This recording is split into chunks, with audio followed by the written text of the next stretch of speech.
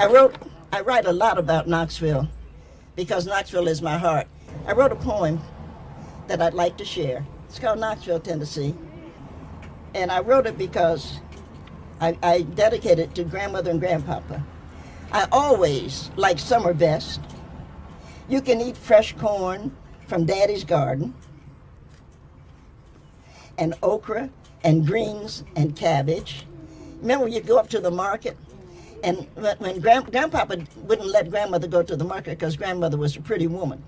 And that's a long story, but you send a pretty black woman to the market, you know there's going to be a problem. And grandpapa cared about her, so you knew somebody said something to her, you'd have to shoot somebody. They would come back and they'd have to lynch him, and it would be ugly. So what he did was he went to the market. When he got too old to go to the market, I started to go.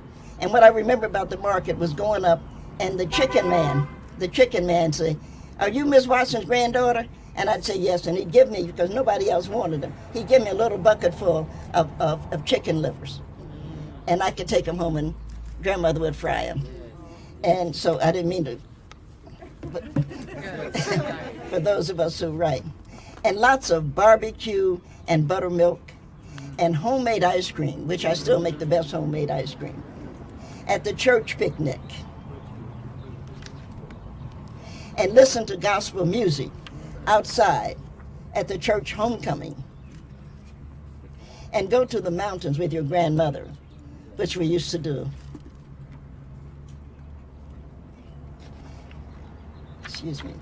And go barefooted and be warm all the time, not just when you go to bed.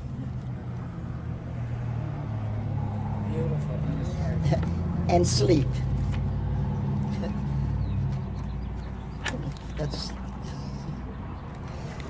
So, as I said, church used to open with the everlasting arm, so I would like to close just briefly. What a fellowship, what a joy divine, leaning on the everlasting arms, leaning on the everlasting arms. Thank you. So now we are going to unveil the historic marker, and we're going to ask Ms. Giovanni to do it for us.